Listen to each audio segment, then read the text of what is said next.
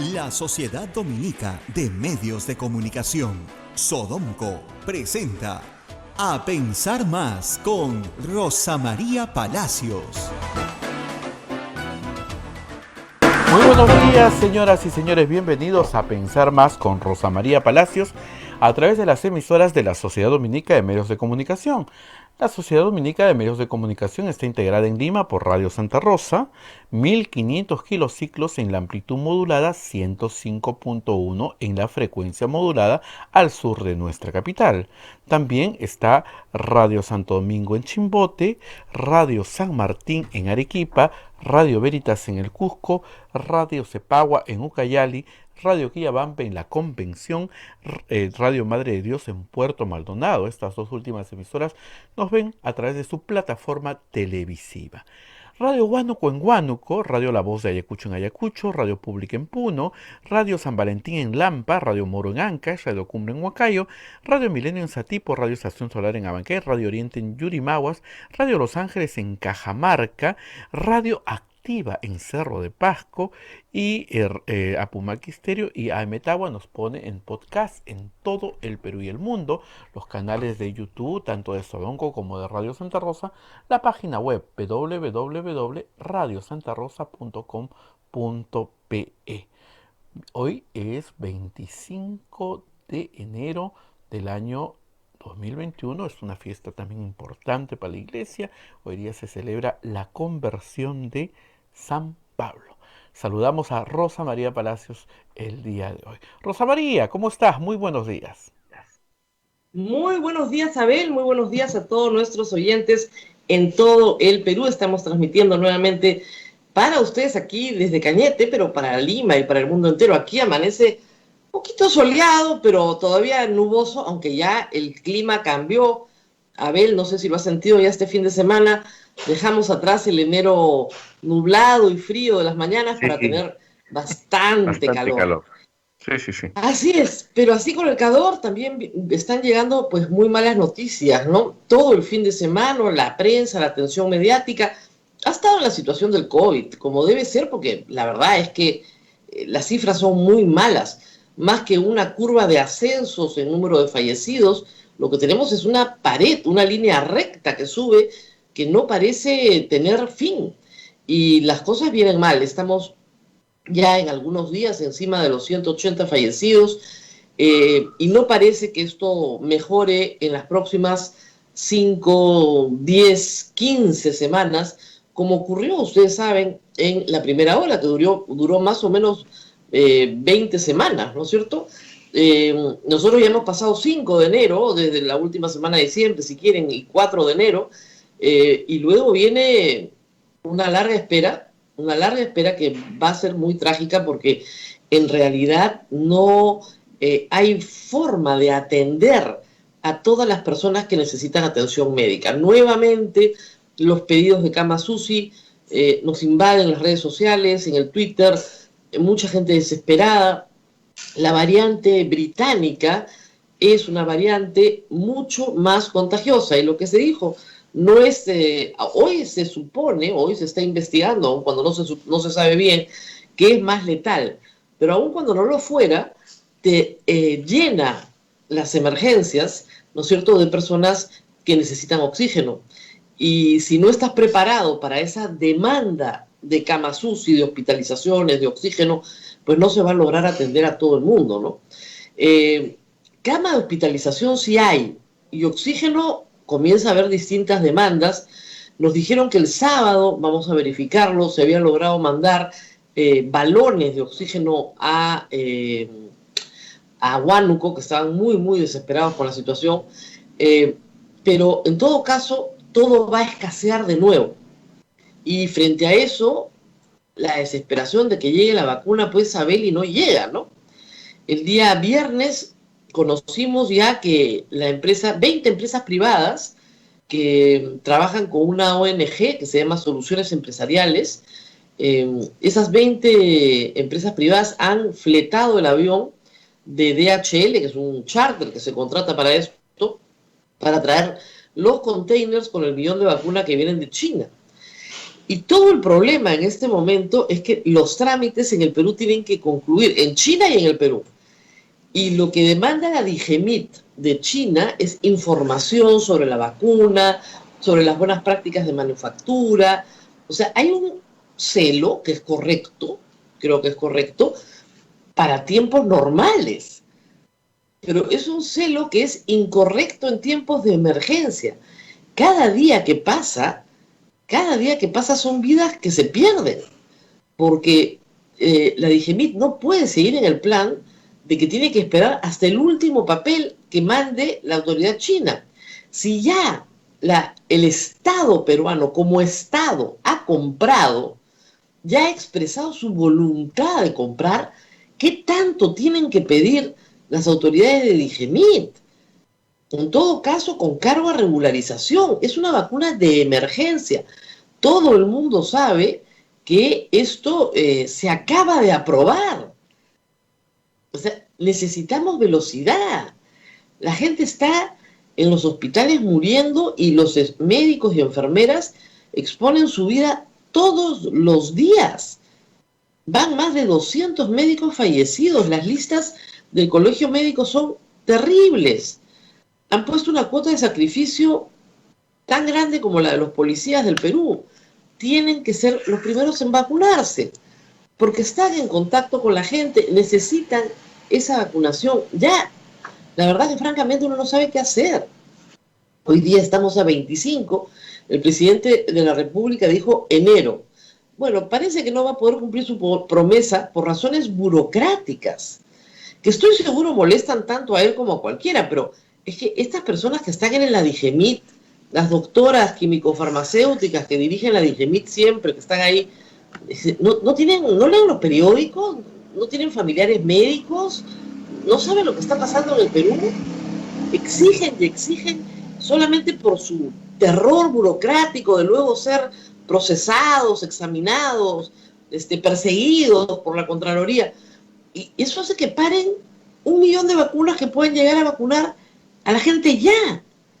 El avión está listo. Los empresarios dicen, cuando nos digan ya, en 4 días ponemos la vacuna en el Perú. Dense cuenta que hay que atravesar, ¿no es cierto?, el Pacífico para que lleguen las vacunas acá, y hay cambios de hora y todo lo demás, pero ellos calculan que en 4 días están en el almacén del MINSA, colocadas en el almacén ya para su distribución. Es decir, que podría empezar en 1 semana la vacunación desde el día en que salen de China. ¿Por qué no? ¡Qué desesperación! A ver, una de las cosas que ha sido más desgastante para los que estamos en prensa, creo, desde que empezó la pandemia, es tener que lidiar con la burocracia indolente del Estado, con la necedad en las políticas públicas. Y esa ha sido la norma durante todo el gobierno de Martín Vizcarra. O sea, normas necias. Y explicabas que eran necias, y explicabas que eran necias, y tenías una legión de trolls contratados seguramente, o no, o voluntarios, ¿no?, diciéndote que estaba muy bien, que la gente se apretuje dentro del transporte público, excelente, ¿no? Y seguimos en la misma historia. Ahora es que la vacuna no llega, que faltan documentos, ¿no? Miren ustedes la crónica de Fernando Vivas ayer en El Comercio, que cuenta un poco de la historia de estos trámites. Es horrorosa. O sea, sería anecdótica si no se estuviera jugando con la vida humana. O sea, ¿en qué están pensando en la DIGEMIT? Y el problema es que es una burocracia tan antigua, tan sólida, que la ministra de Salud poco puede hacer. O sea, no es que la ministra llame, no.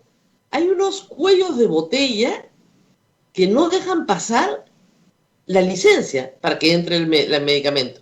Y es todo el Consejo de Ministros, el presidente de la República, luchando contra la burocracia del MINSA. Y la burocracia del MINSA hasta ahora va ganando. Lejos, ¿eh? Va ganando. Porque para ellos lo más importante es dilatar la colocación de la vacuna para salvar su responsabilidad si alguien los acusa de que algo no funcionó. Entonces, su responsabilidad es cuidar su pellejo frente a la vida de millones de peruanos. Eso es lo que está pasando en la DIGEMIT. Yo no lo puedo creer. días. O sea, a mí me llega un expediente así, yo soy funcionario, por favor, ¿dónde firmo? Listo, sello, pase, ya está, listo. Con cargo a que nos terminen de enviar documentación que necesitamos para el expediente, por supuesto. Y yo no dudo que el celo sea importante cuando uno está aprobando el registro sanitario de un medicamento. No lo dudo. Y siempre, hay que decirlo, siempre aprobar el registro sanitario de un medicamento nuevo en el Perú ha sido pregúntale a cualquiera de la industria farmacéutica, aun cuando el medicamento venga aprobado por laboratorio internacional y se comercialice en otro país, ya lo tomen personas, si sea de uso común en otro país, introducir un medicamento nuevo al Perú y obtener su registro sanitario demora 6 meses o 1 año. Es lento a propósito, ¿no? Bueno, esta vez no pueden actuar de esa manera. O sea, el Ministerio de Salud, la burocracia del Ministerio de Salud se ha convertido en el cuello de botella para que no llegue la vacuna donde tiene que llegar. Y ojo, estamos hablando de un lote pequeño que solamente va a cubrir las necesidades de 500.000 personas. Nada más, es para salvar la vida de los que tienen que atender a los que ahora están muriendo y que contagian también. Esto es muy difícil, Abel, la verdad es desesperante. Bueno, tenemos otro tema también importante que cada día se pone peor, que es el de los candidatos al Parlamento. Hay como 3 noticias, ¿no? La noticia de las tachas, de los límites a la participación política, creo que va a ser muy doloroso para el Partido Popular Cristiano que le tachen una lista de 36 candidatos a Lima y les dejen 1. Y además por un asunto muy discutible, porque el jurado alega que se presentaron las observaciones, o sea, la respuesta a las observaciones planteadas por el jurado electoral especial a deshora, o sea, fuera del plazo. Pero la diferencia es 1:45. Esa es la diferencia de plazo. No estamos hablando que lo presentaron al día siguiente, no. El jurado había decidido que el plazo vencía a las 8 de la noche y lo presentaron a las 9:15. Fuera.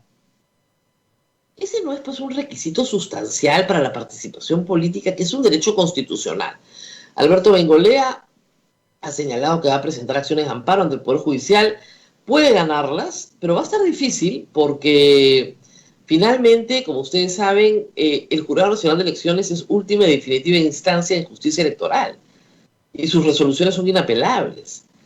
Entonces, prácticamente el PPC, sin lista en Lima, que es su principal bastión, queda fuera.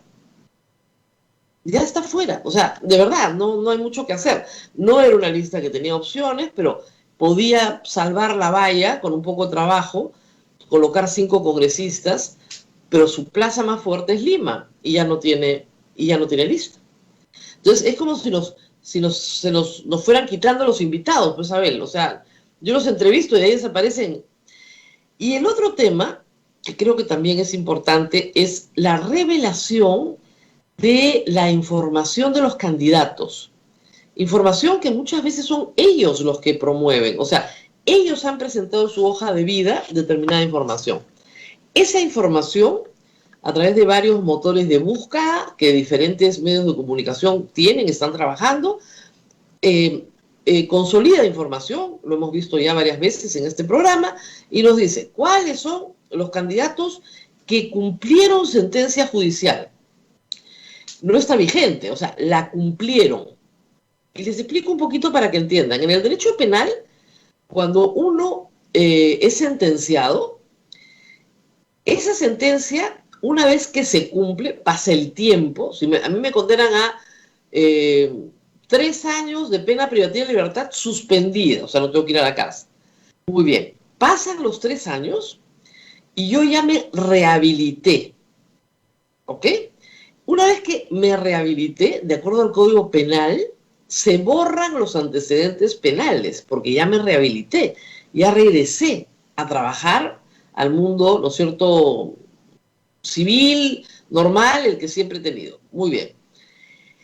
¿Qué sucede en esta elección? Se le ha pedido a los postulantes al Congreso que declaren las sentencias que han tenido en el pasado. Entonces, la primera reacción de muchos es ponerlas, Pero luego decir, señor, pues yo ya cumplí, yo ya pagué. Desde el punto de vista de la sociedad, yo no tengo nada que compensar. Ese es un grupo. Otro grupo es el que no pone nada y lo tienes que descubrir.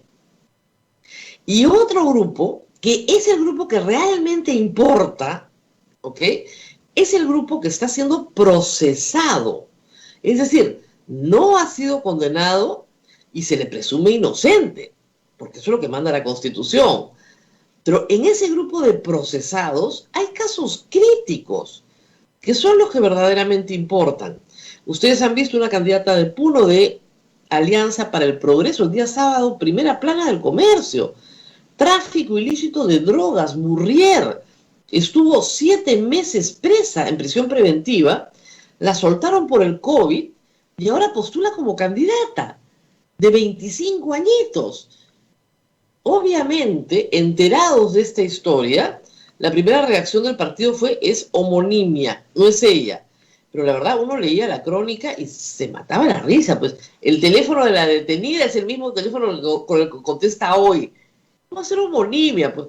Además, todos los informes biométricos, etcétera, es la misma persona, no hay ninguna homonimia. Ya le pidieron que renuncie, pero si los medios de comunicación no descubren esta historia oculta y esta mujer logra ganar, tenemos en el Congreso a una mujer que está siendo procesada por tráfico ilícito de drogas, que termina probablemente en una sentencia de 9 años y a la cual le van a dar protección sus colegas parlamentarios. ¿Por qué? Porque el problema de la inmunidad parlamentaria no ha sido resuelto con la modificación que han hecho. Todo lo que importa es lo que viene de atrás. Lo que se comete durante el mandato, en fin, puede ser más discutible. Además, un juicio en el Perú dura mucho más de 5 años.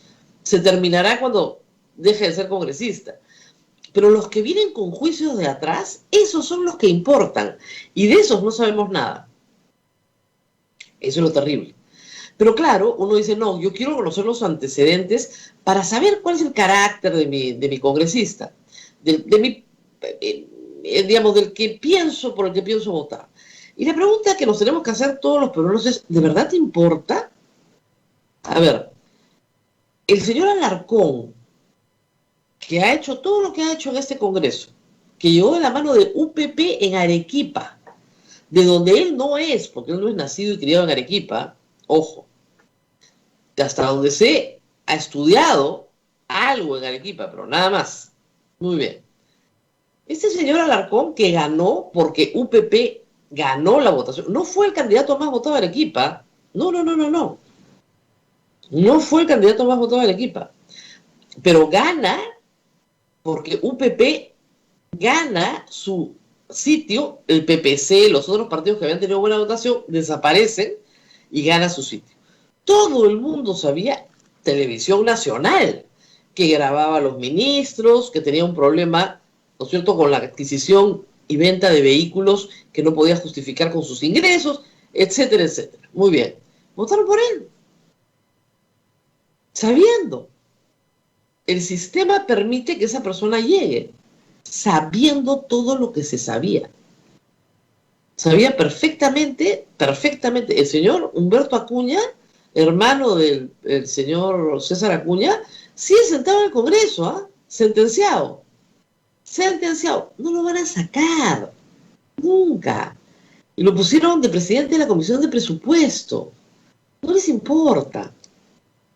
Porque ya usted votó por él. Entonces hay un contubernio entre los partidos y los electores. Los electores los colocan porque no les importa. Eso que traen de atrás les da lo mismo. Y ese es el problema. Ahora ustedes me dirán, hay candidatos que traen piedras más grandes sobre su cabeza, ¿no es cierto? Bueno, sí, tenemos el caso de los candidatos presidenciales. Pero ya es un tema ahí de fe. Uno puede creer o no creer en Keiko Fujimori y creer que es inocente. Y también puede haber, pues, los que crean que Ollanta Humala es inocente, que son de los que están postulando a la presidencia de la República, los que tienen los casos más grandes. Por lo menos del grupo Lavallato, etcétera, ¿no? Entonces, puede usted importarle o no importarle, pero por lo menos lo sabe, ¿no? La pregunta al final es, ¿cuánto importa? ¿Importa de verdad? Hoy día tenemos más de ese tipo de noticias. A ver si me permiten, acá el comercio tiene a los que manejan borrachos. Hay 38 candidatos multados por manejar ebrios o sin brevete. El número sube a 65 si se consideran los que tampoco contaban con SOAT. Además, 79 de los candidatos deben 71.502 en papeletas. Hay una lista de infractores reincidentes, además. Ever Ríos, con 66 sanciones. Rubén Cangaguala, de Perú Patria Seguro, con 50.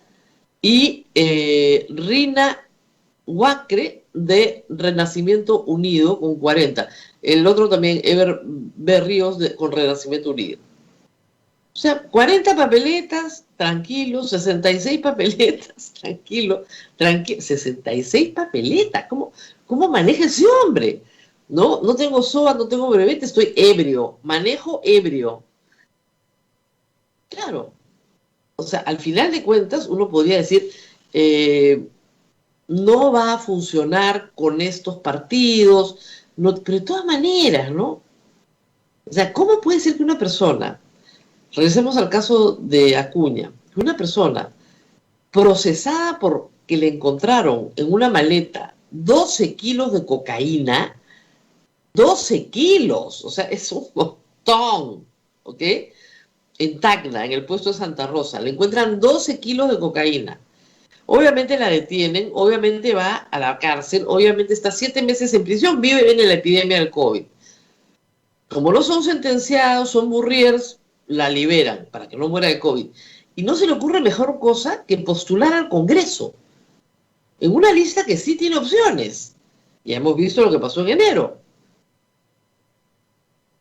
O sea, ya no es un problema así. Ahora, ahí sí uno se pregunta, una joven de 25 años que se moviliza con una maleta con 12 kilos, es parte de una organización, ¿no? Muy bien, ¿quién de la organización la está metiendo en la lista de Acuña? ¿Qué tan infiltrados están los partidos políticos para que este tipo de personas puedan aparecer en una lista parlamentaria? Porque solita no ha llegado ahí, ha llegado de la mano de alguien.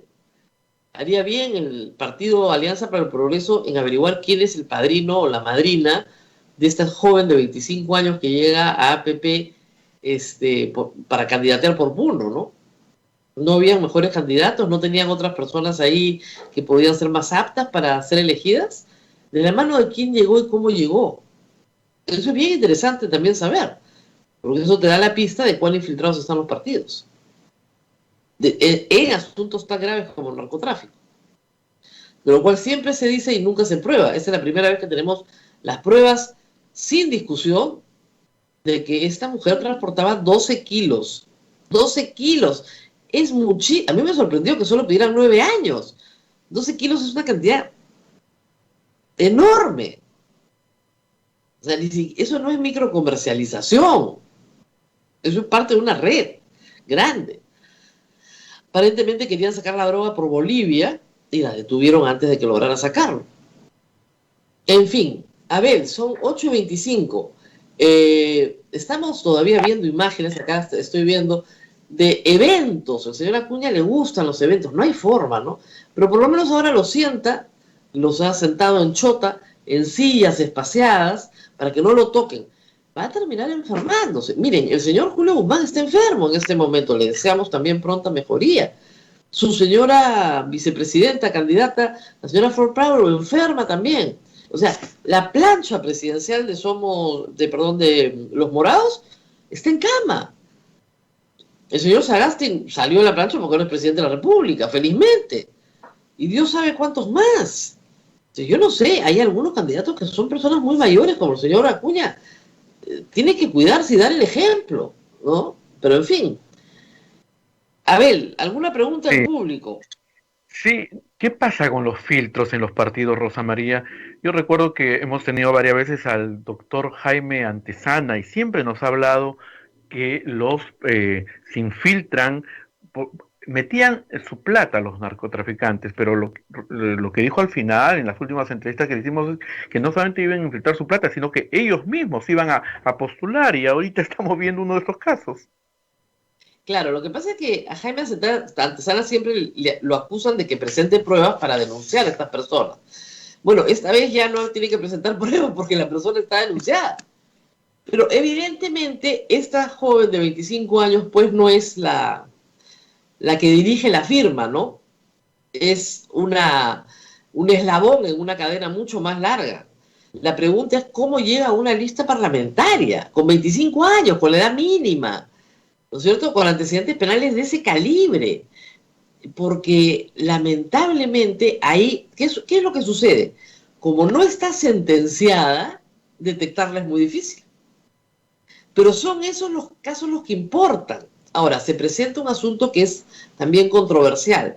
¿Qué pasa si mis adversarios políticos me acusan de un delito que no he cometido para que yo tenga esa exposición mediática de este delito que no he cometido y de esa manera me pueden neutralizar?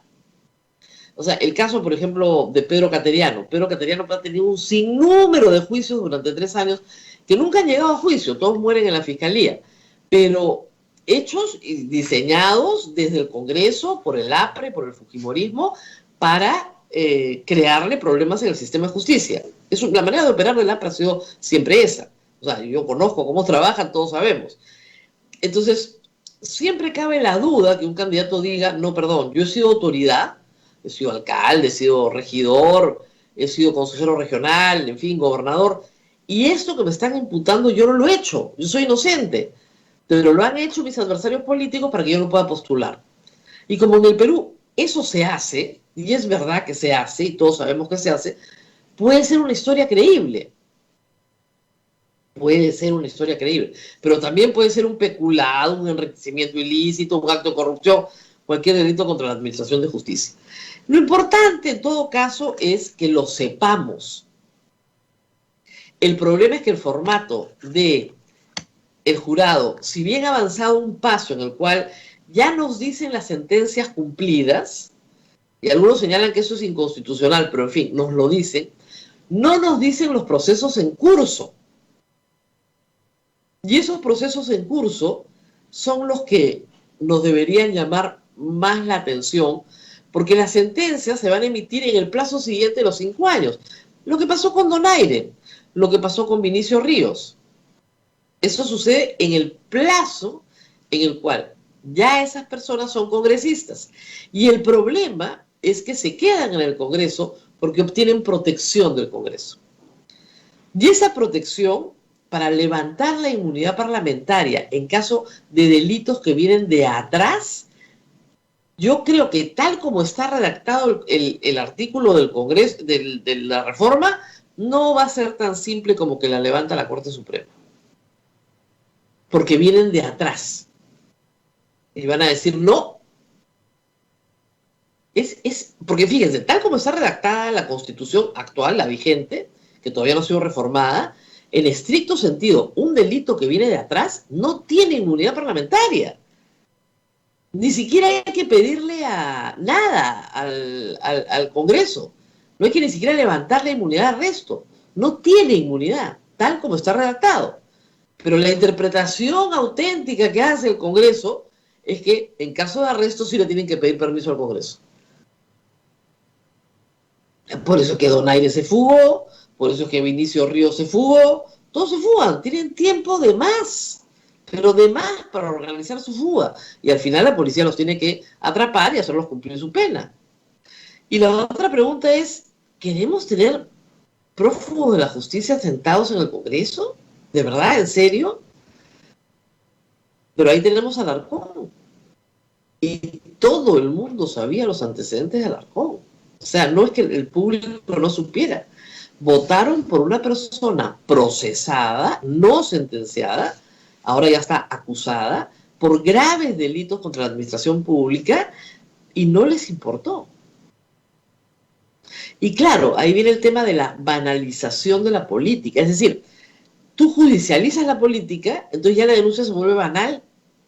Y a la gente no le importa porque o no te creen, o no les parece importante, o creen que son sus enemigos políticos y votan por él. Con lo cual el mecanismo termina siendo poco útil para el elector. Pero en fin, por el momento la información tiene que estar. Por el momento de la información tiene que estar. Y lo que hace el sistema es dos cosas. O sea, la primera es que hasta el 10 de febrero los partidos pueden sacar a una persona de sus listas indicando al jurado, digamos, las razones, ¿no? Y esta yo creo que es una muy buena razón. Le han pedido que renuncie a la señorita creo que ha dicho que no va a renunciar, entonces creo que van a pedir que la saquen de la lista, ¿no? Pero, en todo caso, esta es información que no puede conocerse por los medios, pues. O sea, al final, el partido se entera por el medio de comunicación. ¿Y eso por qué? Porque en realidad no son militantes del partido. No son gente que haga vida partidaria. Cuando hacemos vida partidaria, todos nos conocemos. Todos sabemos más o menos en qué anda fulano, en qué anda mengano, preguntas, ¿no? Pero cuando no somos parte de una organización, sino solamente estamos inscritos ahí para ver qué pasa, entonces simplemente nadie tiene información de nosotros. Y la información salta cuando ya la persona está en un cargo público de cierta importancia, ¿no? Eso es grave. Miren, más allá de mentir sobre títulos universitarios o educativos, que está mal, evidentemente, porque es un engaño también, este tema de los antecedentes penales y judiciales es muy complicado. Porque como les decía, si no estás sentenciado, eres inocente.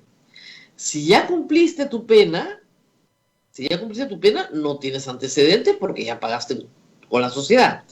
Entonces, las personas que están en problemas son aquellas que tienen sentencia y que esa sentencia se está ejecutando. Y esas personas no pueden postular. Pero solo las que tienen una sentencia firme que se está ejecutando. Esas son las personas que no pueden postular. El que está con prisión preventiva puede postular, porque se presume inocente. Pero en todo caso lo importante es tener la información, ¿no es cierto? Eso es lo más importante. Bueno, Abel, tenemos un invitado también hoy día. Vamos a hablar con el candidato número 1 de la lista del Partido Nacionalista, el partido de Ollanta-Humala, Wilfredo Pedraza, justamente para hablar de este problema, ¿no? Empezaremos por ahí, porque justamente Ollanta-Humala tiene un problema muy parecido, aunque es público y notorio, ¿no? Nadie puede decir que hay ocultamiento porque, digamos, todos los medios de comunicación han tratado el tema de Keiko Fujimori y de Ollanta-Humala. Pero hacemos la pausa para poder seguir adelante. Hacemos la pausa y volvemos con el candidato Wilfredo Pedraza. Estamos entrevistando a la mayor parte de números 1 de las listas. Bien, vamos a la pausa y retornamos. Continuamos con A Pensar Más a través de las emisoras de la Sociedad Dominica de Medios de Comunicación. En Lima nos escuchan por Radio Santa Rosa, Chimbote Radio Santo Domingo, Arequipa Radio San Martín, Cusco Radio Veritas, Ucayali Radio Cepagua, La Convención Radio Quillabamba, Puerto Maldonado Radio Madre de Dios, en Huánuco Radio Huánuco, Ayacucho Radio de la Voz de Ayacucho, Puno Radio Pública, Lampa Radio San Valentín, Ancash Radio Moro, Radio Cumbre en Huancayo, Radio Milenio en Satipo, Radio Estación Solar en Abancay, Radio Oriente en Yurimaguas, Radio Los Ángeles en Cajamarca. Metagua nos ponen podcast en todo el Perú y el mundo, la página web de Radio Santa Rosa, www.radiosantarosa.com.pe. Rosa María, adelante. Muy bien, para terminar con esta historia de APP, solamente decirles, la candidata se llama Jenny Quispe, por Puno, número 6, y estuvo 7 meses presa. La soltaron en mayo. Y APP dice que ellos no sabían. Pucha, si es tu militante, le preguntas, ¿dónde has estado los últimos 7 meses? ¿De vacaciones? ¿No te hemos visto en el local del partido? No. Ahí hay una historia todavía por descubrir quién colocó a una procesada por narcotráfico 12 kilitos en Tacna en la lista parlamentaria. Porque ahí hay una mano que mece la cuna y hay que buscarla para saber cómo se infiltra el narcotráfico en los partidos políticos. Muy bien, estamos con Wilfredo Pedraza, Partido Nacionalista Peruano, en muchas dificultades, atendiendo muchos problemas, pero está con nosotros. Gracias por estar acá. Gracias, Rosa María. Muy buenos días. Bueno, yo justamente comentaba al público lo difícil que es establecer el que es muy importante que el público tenga información, por cierto, pero hay tres tipos de candidatos con líos con la justicia, ¿no? Los sentenciados que ya cumplieron su sentencia, los que están sentenciados actualmente y los que están procesados. Y ese es el caso de Ollanta Humala, que sigue con acusación en un caso y todavía, pobre hombre, no lo enjuician, no hay juicio oral, no hay hasta ahora, pero que tiene que cargar con esta roca grande justamente de una acusación por fondos de campaña. Y postula a la presidencia, y usted ha sido y es su abogado, así que está muy cercano al caso. ¿Cómo argumentar que una persona procesada sí puede postular a la presidencia del Perú? Bien, en primer lugar, prohibición legal no existe. La prohibición está vinculada con los condenados. En segundo lugar, sobre la base de la investigación que ya tiene casi 6 años en este tema y la evidencia que la Fiscalía ha podido acreditar, entre comillas, estamos claros que en la hipótesis más gravosa, estamos enfrentando un proceso, una investigación vinculado a un aporte de campaña, no a un uso ilegal de dineros públicos, ni de coimas, ni de contratos, ni de adendas. Y consecuentemente, sobre esa base, aporte para campaña, que el fiscal dice además, dinero que se habría utilizado para pagar medios de comunicación, propaganda, etcétera, decimos dos cosas. En ese supuesto, estamos frente a un tema de carácter administrativo, ley de partidos políticos, y en el peor de los casos, a partir de agosto del año 2019, esos actos recién constituyen delito. Lo que ocurrió atrás tendrían que ser figuras atípicas. Entonces, nuestra perspectiva en el futuro es que esa investigación no tendrá ningún futuro, especialmente, reitero, porque esos comportamientos que el fiscal nos imputa son delitos recién hace poco más de un año, y en consecuencia, en esa proyección y sobre la base de que el presidente Humala es un político, tiene que hacer actividad política, pues decidimos postular, porque además hay un elemento importante en este contexto de crisis política, económica, de salud pública. Creo que es importante que vuelva al gobierno alguien que ha demostrado ya gerencia, ofrecer al país estabilidad en todos los aspectos de la vida política y en consecuencia los problemáticas bien, pero también experiencia que creo que hoy se necesita. Ese es probablemente, así como su pasivo más grande son los procesos Lavallato, su activo más grande es el único que puede decir, yo ya fui presidente, de todos los que están postulando. Es un activo interesante. Ahora, Ollanta Humala no es una persona que salió bien evaluada de su presidencia por múltiples razones y su antivoto, según la última encuesta de Ipsos, es bien alto. ¿Cómo piensan utilizar la experiencia de gobierno en favor de la campaña? Bien, creo que el antivoto se explica como consecuencia de esta enorme campaña que él ha sido objeto luego de terminar su gobierno. Sin embargo, y aun cuando todos los gobiernos que terminan lo hacen con índices escasos de aprobación, hoy mirado a la distancia, podemos ver que el presidente Humala manejó la economía con bastante responsabilidad, más de 2.000 millones de dólares de PBI en ese quinquenio, 40.000 millones de dólares de inversión en minería, una inversión extraordinaria en materia educativa, saltamos del 2.9 al 4% en educación, permitió nombrar 15.000 directores por concurso público, la ley universitaria, la SUNEDU, y lo mismo podemos decir en educación, en seguridad. Es decir, si uno mira con detenimiento las cifras macro que el gobierno del presidente Humala generó, vamos a encontrar estabilidad económica, apertura de mercados y además una agresiva política social que ha sido el soporte en este tiempo tan difícil para los peruanos. Es evidente que hay logros, pero la izquierda, en la cual él se apoyó en su campaña, se sintió traicionada hasta el día de hoy. He visto una entrevista donde Verónica Mendoza habla de la traición de Ollanta Humala. Él traiciona a la izquierda, se va a la derecha, pero la derecha no lo acepta. La derecha lo repudia. ¿Dónde está parado entonces Ollanta Humala políticamente? A ver, nosotros hemos superado la discusión entre derechas e izquierdas que nos parece una discusión del pasado. Yo diría, una discusión entre quienes quieren gobernar para los de arriba y para los de abajo. Y estamos trabajando, obviamente, para gobernar para los de abajo. Que supone... Se lo pongo en términos mucho más simplones, más concretos, ¿no?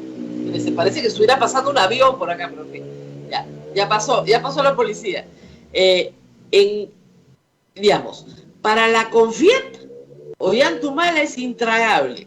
Y para Verónica Mendoza, para la izquierda, es un traidor. Cosa que yo diría que es un muy buen síntoma, porque ni gobernar solo para la CONFIEP, ni para la izquierda trasnochada ahora, que todavía mantiene, digamos, parámetros de la década 70, hoy yo diría, tenemos o apostamos por una economía globalizada, eso es incontestable, por un Estado fuerte que promueve inversión pública-privada, que genere servicios a su vez, y con un Estado que distribuya riqueza de una vez. Y lo estamos haciendo y lo hemos hecho a través de los programas sociales. Digamos, que Verónica hable de traición es que ella no entiende cómo se hace gobierno. Cree que los dogmas finalmente son los que gobiernan un país, y eso no es exacto.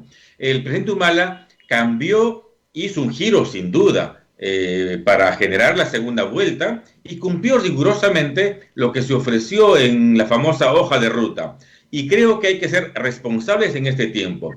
Los dogmas, las discusiones ideológicas de derechas e izquierdas, el marxismo en la línea dogmática que todavía se menciona, creo que son asuntos que hay que superar, porque la discusión es hoy.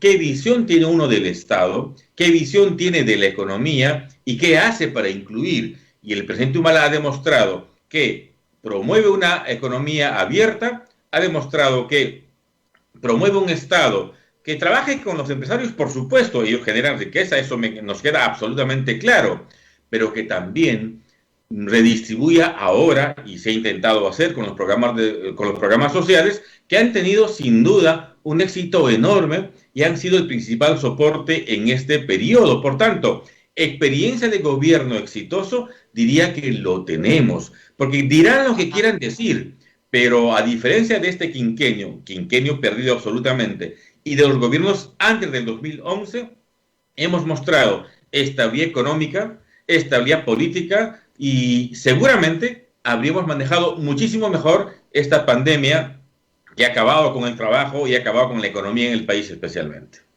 Ahora, hablemos de un factor que es difícil de superar, el factor Nadine Heredia, la cual ha desaparecido de la campaña. No aparece en ninguna parte y, bueno, para bien o para mal, ella jalaba también gente en el 2011 cuando se hizo la campaña y, por supuesto, en el 2006. ¿Cómo van a manejar esta ausencia? Está absolutamente desaparecida. Es como Elian Carpe en el 2011 en la campaña de Toledo, desaparecida. Es evidente que es a propósito, pero esa ausencia suma, resta. ¿Cómo manejarla políticamente? Yo diría, María, que no es un problema difícil.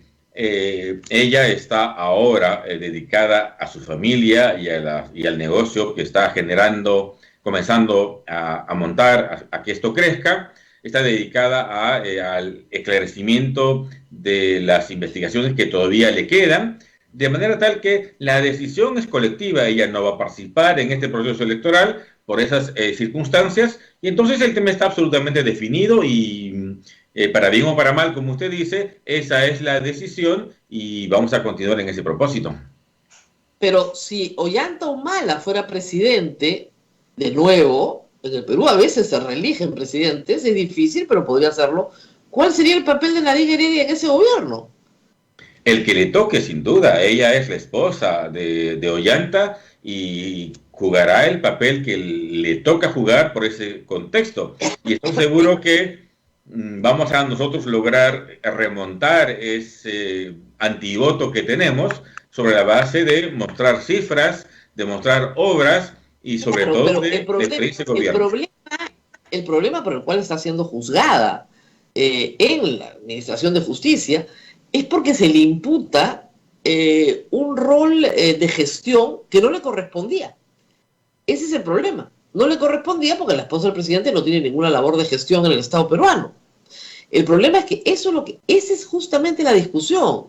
Si es el que le corresponde, volverá a ser imputada por gestionar obras, proyectos, intervenir, nombrar ministros, votar ministros, etcétera, etcétera. O sea, ese es el problema. Y yo creo es uno que de los sobre... problemas más graves de Ollantumala. Correcto. Pero creo que sobre Nadine se ha generado una estela no tan exacta del rol que ella jugó en el gobierno. Yo no tengo información que haya generado, gestionado contratos.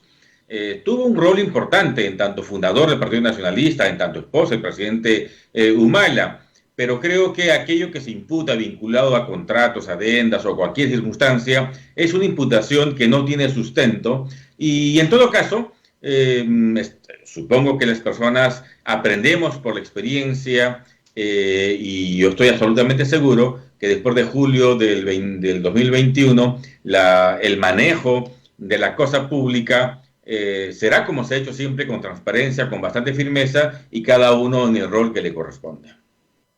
Mire, por la izquierda viene firme Verónica Mendoza jugando casi sola. Por la derecha viene la más firme, es Keiko Fujimori. Y por el centro, por encima de ambas, viene Forsyth. ¿Dónde se colocan ustedes? Apenas con 4%. No están lejos, es verdad, porque el 4%, más o menos 3, podrían estar cerca o mucho más lejos. Pero, ¿realmente vale la pena? ¿Vale la pena esta pelea? Sin duda, yo creo que la pelea está recién comenzando, porque en las encuestas anteriores nunca nos tomaron en cuenta. Aparecemos desde diciembre para adelante con un crecimiento, diría, sostenido, y de hecho nosotros estamos ubicados en el centro izquierda sin la menor duda. Si uno revisa con cuidado las referencias de las encuestas, nuestro público está en la clase C, D, E, sin la menor duda, y yo no veo a Forsyth ciertamente en el centro. Lo veo en cualquier parte menos en el centro. No tiene ideológicamente una ubicación razonable, de manera tal que creo que el centro, que es por donde usualmente vota la mayoría de electores en Oriente, en el sur del país, ese centro izquierda, está mucho más identificado con el nacionalismo y esperamos que así sea. El problema es que está más identificado con Antauro. O sea, las elecciones de enero del 2020, donde no participa el Partido Nacionalista, ahí Antauro barre en el sur con UPP, pero barre. Porque nosotros no participamos, Rosa María. Ahora que estamos en las lides, vamos a competir sin duda ese electorado y estamos trabajando para recuperar precisamente ese electorado que el 2011 votó por nosotros. De manera tal que creo que en el sur nos vamos a disputar votos, una dosis con el fujimorismo, que conserva un pequeño nicho, pero especialmente con la izquierda. Las visitas que el presidente Humala ha venido haciendo al oriente particularmente realmente son muy satisfactorias y distan mucho del reflejo de las encuestas. Tenemos confianza en que las personas ven hoy el gobierno del presidente Humala de un modo diferente. Basta comparar en rigor lo que ha sido este quinquenio absolutamente perdido con un gobierno débil, ofreciendo al país casi nada con relación a lo que hemos logrado nosotros, y yo estoy seguro que la ciudadanía reflexionará y votará por el presidente Humala. ¿Han pensado que pueden ser el candidato mal menor? Bueno, hemos sido casi siempre el mal menor, de hecho, aparentemente, pero el gobierno ha demostrado que la elección ha sido la más adecuada. Yo creo que cuando un presidente fija algunas líneas centrales de un gobierno, gran inversión en educación, gran inversión en salud, una enorme inversión en programas sociales y abre la economía, promueve la inversión, es exactamente lo que el país necesita, al margen de cualquier discusión ideológica que no aporta absolutamente nada. Si la CONFIES no nos quiere, bueno, allá ellos. Lo cierto es que nada nos podrán reprochar como política de Estado que les haya quitado ganancias o haya obstaculizado la negociación. Los mineros, por ejemplo, no nos quieren nada, pero $40.000 millones, inédito en un quinquenio de gobierno, es lo que se generó en el gobierno del presidente Humala, 40.000 millones de dólares. Pero muchos proyectos se pararon también, ¿ah? La llegada de Humala paralizó. Algunos proyectos por el contexto político-económico, pero que el gobierno lo haya paralizado por pura decisión, no. No, yo lo sé, pero Conga nunca se pudo hacer. Claro, Conga fue un problema desde el inicio de campaña y claro, es muy complejo hacer un proyecto sin licencia social. Está pasando hoy mismo en Tía María. Ha pasado otro quinquenio y los avances han sido limitados. Pero a ver, nosotros vamos a retomar sin duda aquellos proyectos que son muy importantes porque hemos demostrado haber trabajado para el día a día y hemos demostrado también haber trabajado en proyectos de mediano y largo plazo. En el sector interior, por ejemplo, Rosa María, que aparentemente se ha hecho muy poco, hemos invertido 1.500 millones de soles en equipamiento, inédito en la policía. Y hemos comenzado un proceso de reforma muy importante que desgraciadamente fue abandonado ahora. Y hemos dejado 2.000 millones de soles en proyectos, es decir, en trabajo que no se ve, que uno proyecta pensando en el país para los próximos 5 o 10 años, que son los proyectos que ahora están trabajando tímidamente, pero lo trabajan. Y algo muy importante, en el gobierno del presidente Humala hemos alcanzado entre el 90 al 93% de ejecución de presupuesto en inversiones. Hoy están entre el 50 y 60% y eso ha significado 30.000 millones de soles sin gastar. Y me parece un crimen. El país que está en recesión económica, que necesita invertir, no gasta. Y nosotros hemos demostrado ser buenos gestores con programas con responsabilidad y eso se traduce en servicios, en trabajo, se traduce en todo lo que hoy necesitamos. Algunas preguntas políticas para marcar la cancha. El 9 de noviembre pasado, para ustedes, ¿hubo un golpe de Estado en el Perú? Sin duda, esto fue un golpe de Estado, sin la menor duda. ¿Y ustedes tomarán medidas contra los que dieron ese golpe de Estado si llegan al poder? Por supuesto, vamos a iniciar un proceso de investigación que terminará denunciando a todos los golpistas, porque es clarísimo, es un golpe de Estado con fines inconfesables. El problema más grave que afronte cualquier presidente que entre en el 2021 es el no contar con una bancada lo suficientemente sólida para apoyarlo. Es decir, le pasó a Pedro Pablo Kuczynski, le pasó a Martín Vizcarra, le pasa a Sagasti. Es muy complicado gobernar así. Incluso Ollanta Humala tuvo que sufrir parte de ese problema cuando fue perdiendo congresistas poco a poco a lo largo del quinquenio, terminaron censurándole el gabinete de Ana Jara y finalmente termina su gobierno, pero con muchas dificultades con el Parlamento. ¿Cómo piensa superar ese problema? Bueno, va a ser inevitable generar sinergias en el Congreso, pero creo que cuando uno tiene un presidente que toma decisiones, que tiene autoridad, que ejerce esa autoridad además, y puede generar una bancada que busque estabilidad política, yo creo que ese va a ser mi rol en el Congreso. Yo voy a legislar con seriedad, pero especialmente aportar a que el Congreso genere sinergias, genere estabilidad política. La generación, por tanto, de espacios de diálogo con fuerzas democráticas, que espero sean las mayorías, va a ser una necesidad. Pero a diferencia de PPK o de Martín Vizcarra, el presidente Humala siempre tomó decisiones y generó espacios de discusión con el Congreso, pero también se supo plantar cuando correspondía. PPK se alió rápidamente con el fujimorismo implícitamente y fue tragado por el fujimorismo. Creo que el presidente Humala va a poder manejar correctamente un equilibrio político con el Congreso y va a generar un espacio de diálogo y de gobernabilidad. De eso estoy absolutamente seguro y por supuesto, yo espero salir electo, mi papel será también de galvanizador, de generación de espacios que le devuelvan al país esa estabilidad política que cuesta vidas, que cuesta inversión, que cuesta tanto al país y ya lo hemos vivido en estos meses. Hay algo curioso, en enero del año 2011, Ollanta Humala tenía más o menos 4% de las encuestas también. Es correcto. Pero tenía Fabre y tenía una super campaña encima, con muy buenos marqueteros. ¿Quiénes son sus marqueteros ahora que no hay plata? Bueno, hoy estamos trabajando todos en el proceso del diseño de la campaña. De hecho, no hay dinero, no es posible hacer manifestaciones políticas grandes como hubiésemos querido, pero a diferencia del 2011, hoy tenemos una fortaleza importante, un buen gobierno que espero sea nuestro rostro, aquello que va a reducir sistemáticamente nuestro antivoto. No hay Fabre, pero tenemos un muy buen gobierno que mostrar y en ese proceso estamos. Es evidente que lo que más nos puede ayudar son los programas sociales. Es decir, sacar a Caliwarma, sacar a Pensión 65, a Beca 18.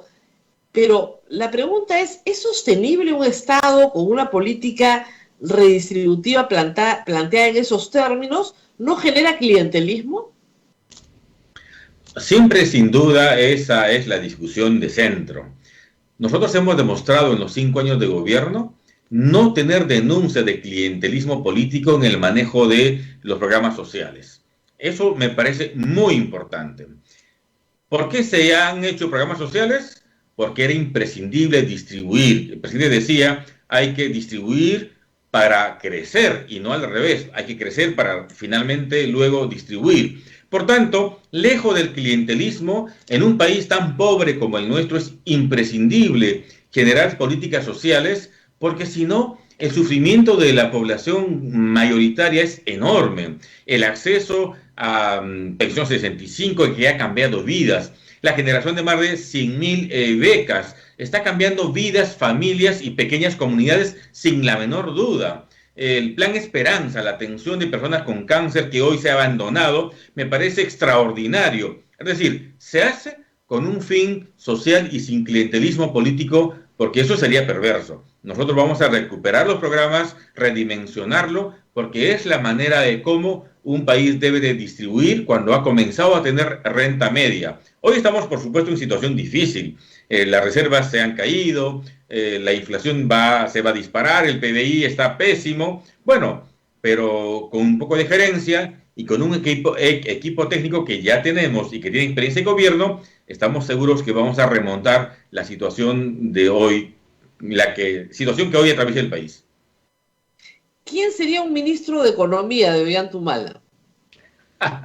Es muy complicado por ahora proyectar nombres, pero tenemos una cartera bastante interesante de personas que han transitado por el gobierno y han demostrado además ser muy eficientes en el manejo de la economía, macroeconomía y microeconomía. No nos podrán reprochar haber hecho uso de dinero irresponsable. Dejamos una caja enorme, las reservas locales, de manera tal que tenemos sin duda ¿El BCR?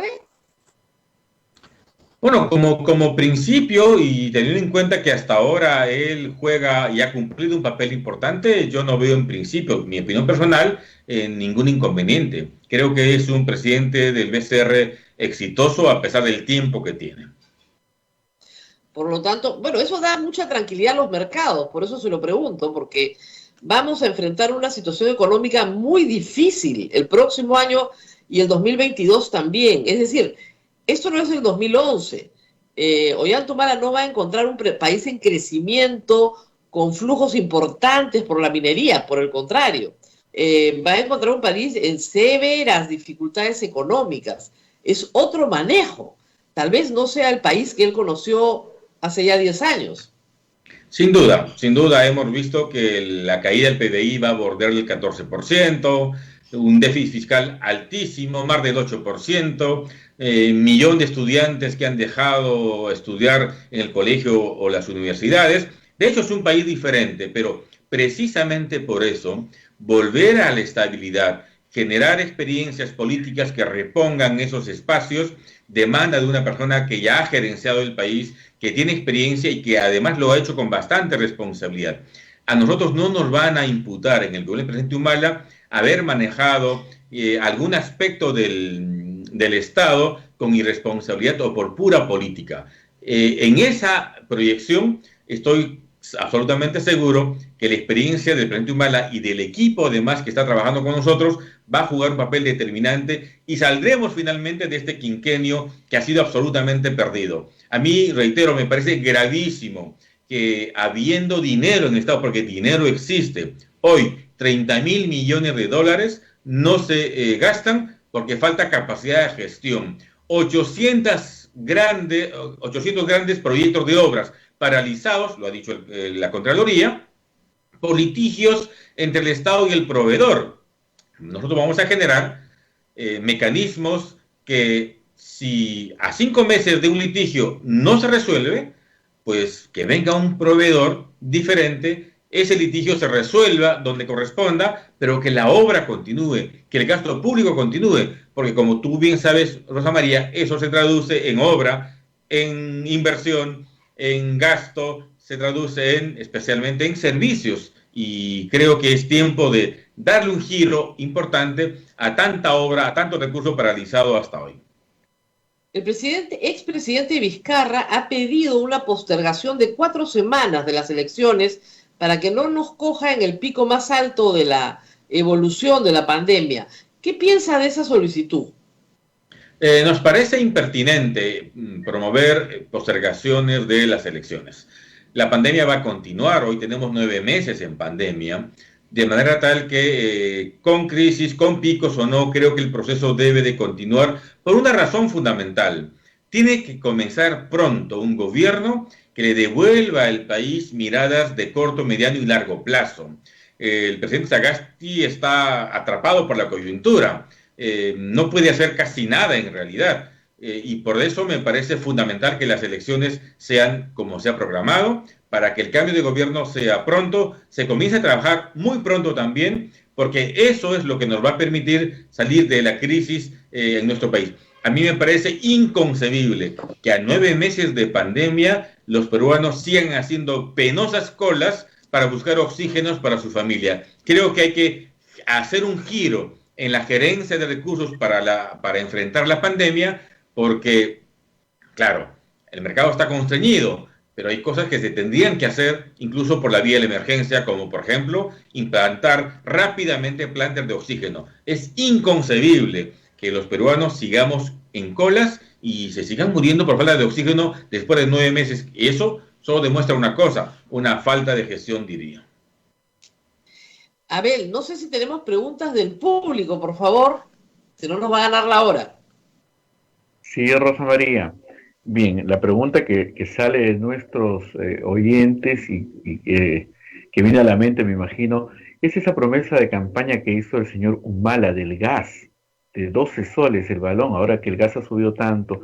¿Piensan hacer algo con el gas? Bien, creo que el tema es bastante claro.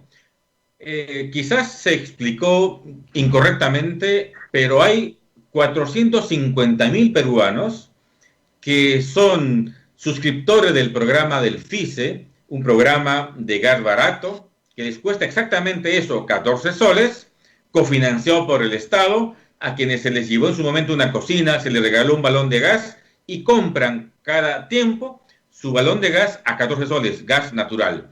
Ese fue el programa, ese fue el ofrecimiento, que por cierto se detuvo y hay que implementar. Balón de gas a 14 lo tienen, reitero, 450.000 personas en todo el país. Claro, pero esas personas no salen a decir, yo tengo el balón de gas más barato, ¿no? Porque claro, los vecinos lo quieren matar, pero porque hay mucha envidia, pues al final en el Perú somos humanos, ¿no? Entonces no funciona muy bien desde el punto de vista de la explicación. La gente entendió que los 12 soles eran para todos los valores de gas del Perú. Claro, de hecho sabemos claro que no se puede controlar precios a partir del Ejecutivo.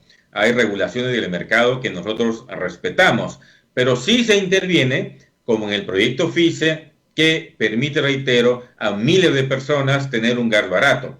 Ese programa se va a recuperar, se va a fortalecer para que las mayorías, especialmente las personas que están en las zonas altoandinas del país, tengan un balón de gas barato. De eso se trata. Así que el tema del gas es una promesa y eso va a continuar ampliando el número de beneficiarios.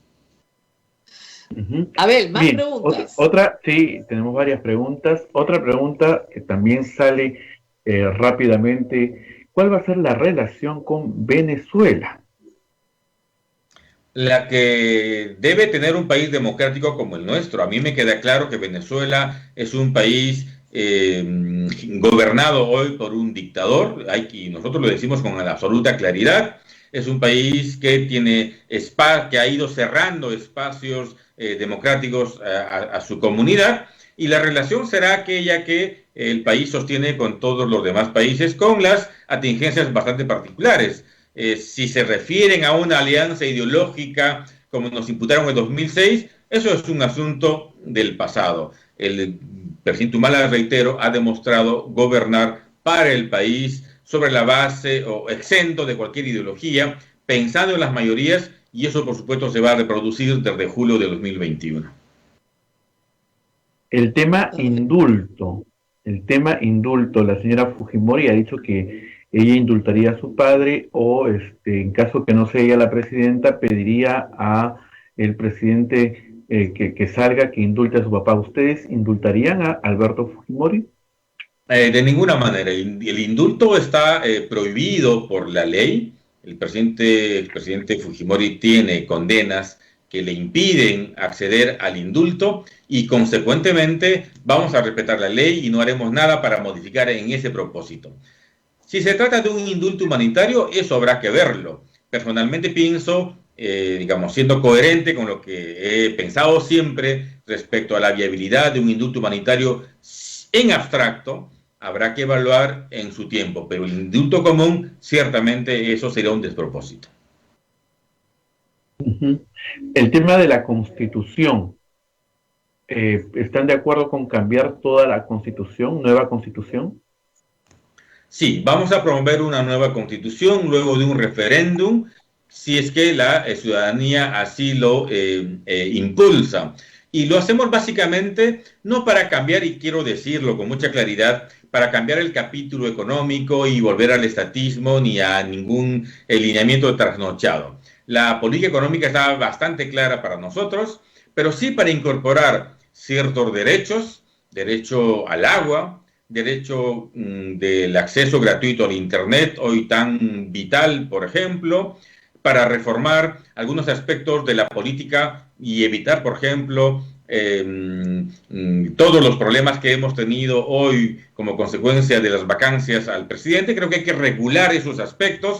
Vamos a, por ejemplo, introducir una prohibición que limite el ejercicio de vacancia o de censura a gabinete el último año de gobierno, porque eso solo trae caos político, de manera tal que haremos un cambio de la Constitución, pero razonable, consolidando aquel rol que hemos entendido el Estado debe de jugar, promotor de inversiones, regulador de servicios, y sobre todo, reitero, consolidando nuevos derechos que nos parece hoy una necesidad. Y volviendo al tema de indulto, el indulto de Antauro Humala, ¿ustedes apoyarían si el presidente decide indultar a su hermano? Bueno, de hecho, en el gobierno el presidente Humala ha dicho que él no hará nada para indultar a Antauro, pese a que hubiese querido ayudar con toda certeza. Pero habiendo una prohibición legal, no hicimos nunca nada por esa razón. Creo que el manejo ético de la cosa pública es un asunto central y eso se va a mantener. Tal vez el problema más serio que enfrente la candidatura de Ollanta Humala y la suya, doctor Pedraza, es un tema de simpatías personales.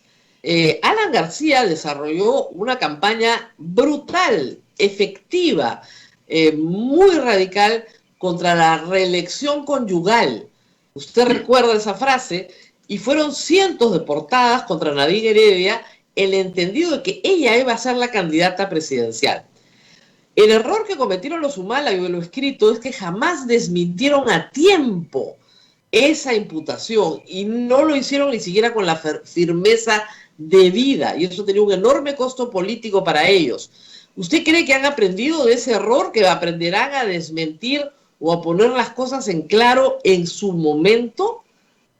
Bueno, creo que la experiencia enseña, sin duda, y hoy los reflejos políticos están, diría, repuestos, de manera tal que esa campaña de García, que sin duda hizo mucho daño, hoy se va a remontar porque ya estamos viendo que quien está en campaña es el presidente Humala, la señora Heredia, dedicada a los temas que antes he señalado, es una opción definida, de manera tal que yo creo que la población va a darse cuenta que todos los activos que el partido ha tenido estarán en juego hoy. Nuestro activo, reitero, es una buena gestión de gobierno, al margen de las portadas, que seguramente van a continuar, al margen de las opciones de un gran sector de prensa. Lo cierto es que hoy la prensa juega un papel importante, pero no es capaz de poner un presidente. Así lo hemos demostrado en el 2011, y hoy, con todo respeto, también le decimos, vamos a hacer campaña en la misma proyección y con el mismo propósito, servir a las mayorías, y esa es nuestra línea.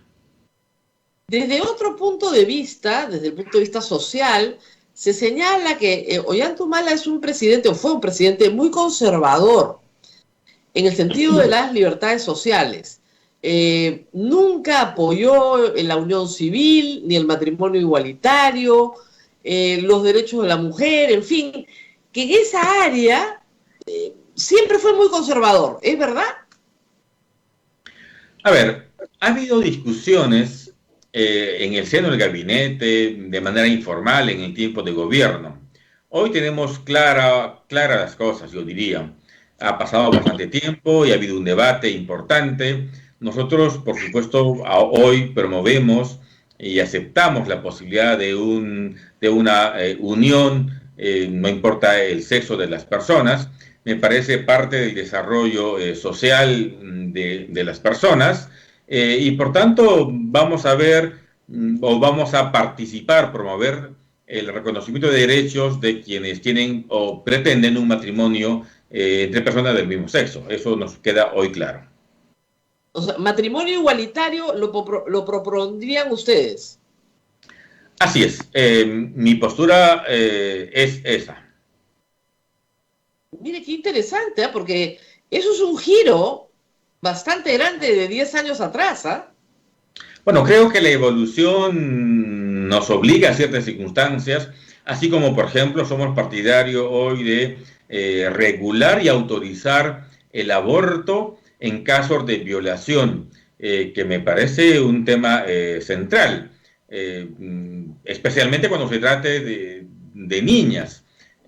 Hay conceptos, sin duda, situaciones que en este tiempo son inevitables, parte del desarrollo social y ejercicio de la libertad de las mujeres, de manera tal que, a tono con esto, y no por conveniencia política, sino por convicción, dirían por desarrollo en esos aspectos, vamos a promover ambos temas.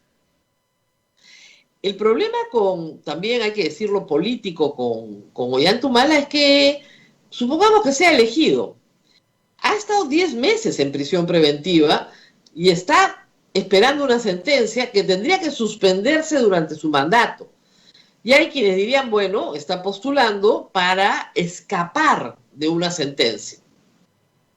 Diría que 10 meses, dicho por el Tribunal Constitucional, 10 meses de pura arbitrariedad, prisión preventiva sin fundamento, y eso diría que lo coloca más bien en una situación políticamente ventajosa, porque no estuvo preso por un tema delicado, por una situación incontestable, sino por arbitrariedad judicial. De hecho, es una situación compleja si el presidente Humala, como esperamos, gane. Desde nuestra perspectiva, la investigación va a continuar.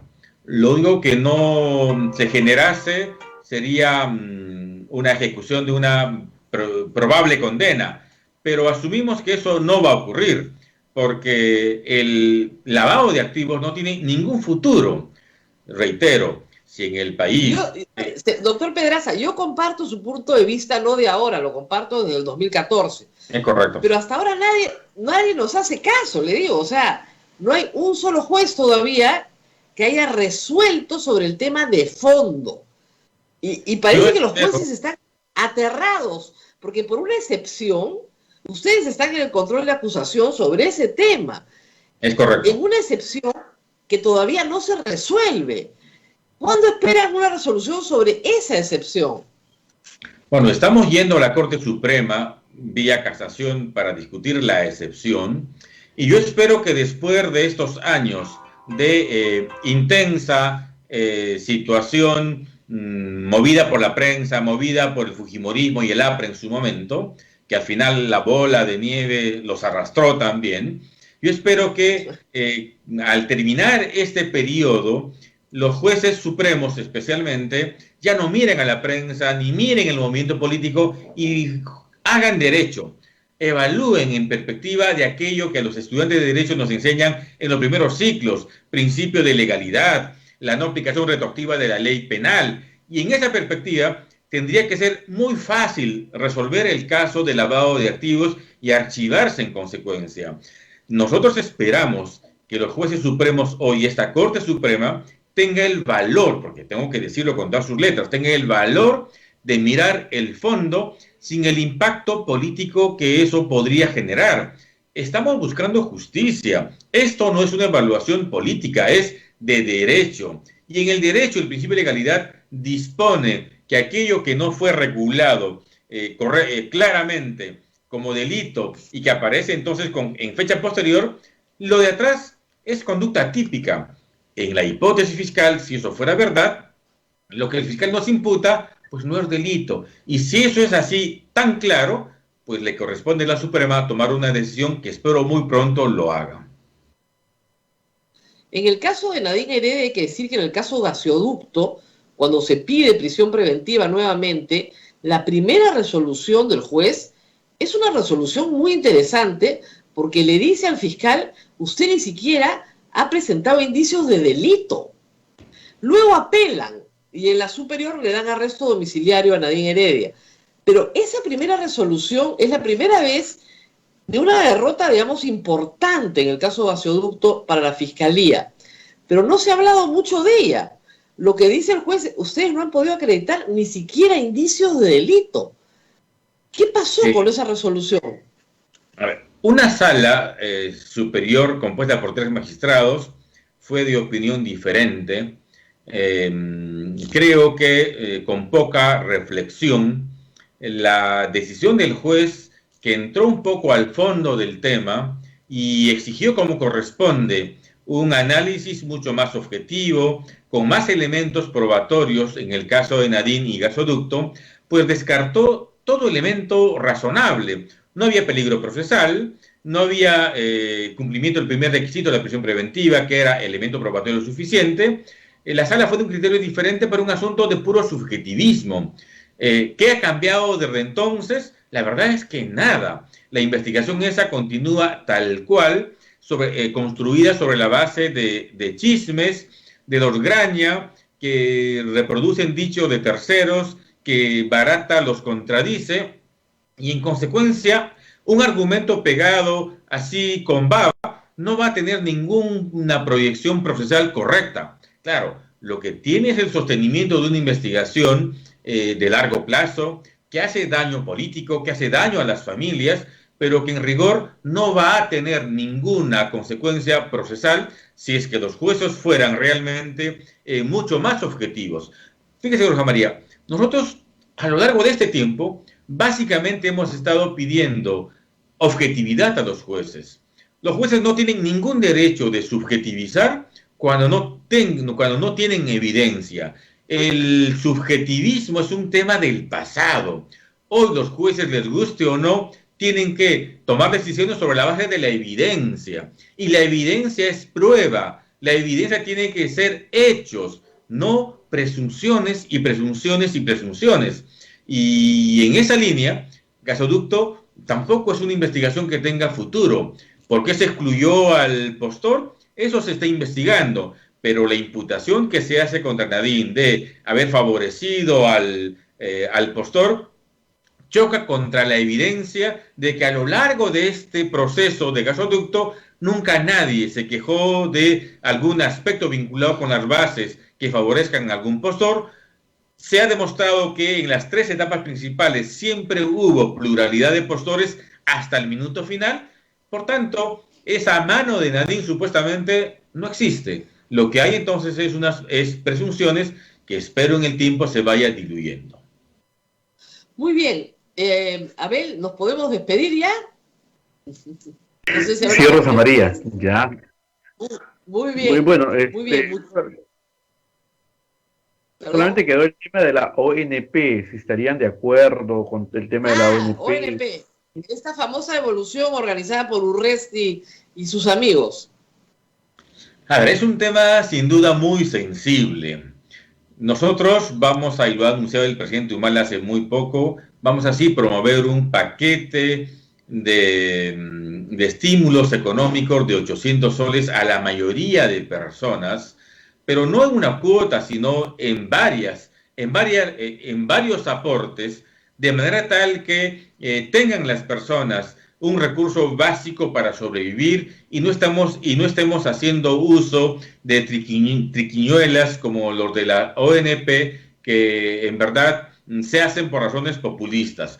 Nosotros estamos con el jubilado, por supuesto, pero vamos a buscar soluciones diferentes que al final se va a traducir en recursos para las personas, para los pensionistas y para otros también quienes no lo son, a partir de aportes para las personas de aquí probablemente hasta diciembre. El presidente ha dicho por lo menos unas 6 cuotas para cada persona, ya veremos de dónde sale el dinero. Es posible generar recursos, se ha usado de hecho ya muchísimos recursos para paliar la situación política económica de las familias y creo que en esa línea vamos a buscar una solución bastante beneficiosa para quienes participan de las ONPs. Muy bien, muchísimas gracias a Wilfredo Pedraza, candidato al Congreso por el Partido Nacionalista, con el número 1, el candidato presidencial, como ustedes ya saben, es Ollanta Humala. ¿Quiénes lo acompañan en la plancha presidencial? Como vicepresidenta está la doctora Ana María Salinas. Ella es una médico internista bastante especializada en esta materia y por supuesto será la conductora en materia de la pandemia. Y el segundo vicepresidente es Alberto Otarola, que también va al Congreso con el número 5. Perfecto. Muy bien, muchísimas gracias. Muchísimas gracias a Wilfredo Pedraza por estar con nosotros esta mañana. Abel, esto es todo por hoy. Conmigo será hasta mañana con muchos más candidatos cada día. Gracias a ustedes. Buen día. Muchos más candidatos. Todos los días conversaremos con candidatos, tanto a la presidencia de la República como al Congreso. Estamos tratando de buscar a los números 1 de todas las listas de Lima o a algunos que estén en los primeros lugares para que ustedes los puedan conocer. Estamos tratando de hacer con Abel la distribución más democrática y plural posible. No siempre es fácil, pero estamos tratando de hacerlo con la ayuda de los partidos, que nos tienen que proporcionar, por supuesto, la posibilidad de hacer las entrevistas. Muy bien, Abel. Sí, solamente permíteme hacer una salvedad. Algunos no desean venir, por si acaso. Se invita a todos, pero algunos están en su derecho de no querer venir. Por algo será, ¿no? El señor Orsay, el señor Keiko Fujimori no quieren venir, qué pena. ¿Ya? Tendrán que consultar con sus padres antes de venir. Pues. Vamos a seguir invitándolos, no hay problema. Nosotros seguimos invitando. No hay problema. Muy bien. Cuídate mucho, Rosa María. Nos tenemos que despedir, será conmigo hasta mañana. Chao. Hasta aquí, A Pensar Más con Rosa María Palacios. Este programa fue producido por la Sociedad Dominica de Medios de Comunicación, Sodomco.